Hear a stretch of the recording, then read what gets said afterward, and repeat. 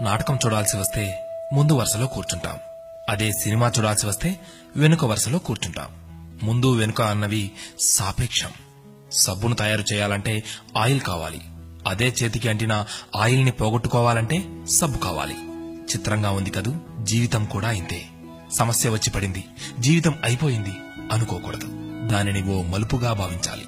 ఈ ప్రపంచంలో ఇద్దరు ఆనందిస్తారు. ఒకరు పిచ్చివాళ్లు, మరొకరు చిన్నపిల్లలు. గమ్యాన్ని చేరుకోవాలంటే పిచ్చితనం కావాలి. చేరుకున్న గమ్యాన్ని ఆనందించాలంటే చిన్నపిల్లలైపోవాలి. తాళంతో పాటే తాళం చెవి కూడా తయారు చేయబడుతుంది. ఒకటి లేకుంటే రెండోది తయారు కాబడదు. అలాగే పరిష్కారం లేకుండా సమస్య కూడా రాదు. తోటా కంటే శక్తివంతమైనది మాట. ఒక్క మాటతో సంబంధం తెంచేసుకోవచ్చు. ఒకే మాటతో లేని బంధాన్ని పెంచేసుకోవచ్చు కూడా. మనిషి సమాజంలో సూదిలా బ్రతకాలి కాని కత్తెరలా కాదు.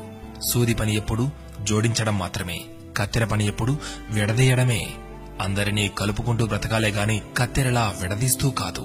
నిజాన్ని మార్చే శక్తి ఈ ప్రపంచంలో ఎవ్వరికీ లేదు. కాని ప్రపంచాన్ని మార్చే శక్తి ఒక్క నిజానికి ఉంది. నీవు సంతోషంగా ఉన్నావంటే నీకు సమస్యల్లేవని కాదు, వాటిని ఎదుర్కోగల శక్తి, ధైర్యం నీకున్నాయని అర్థం.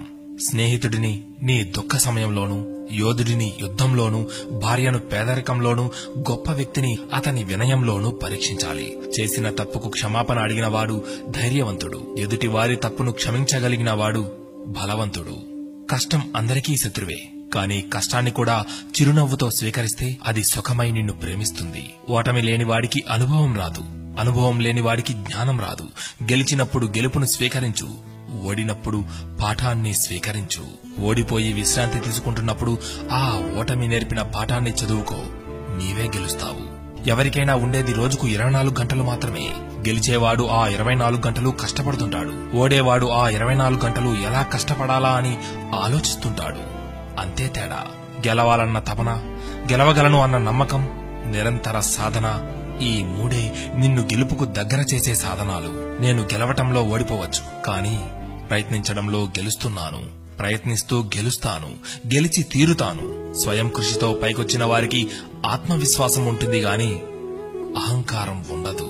ఏమంటారు?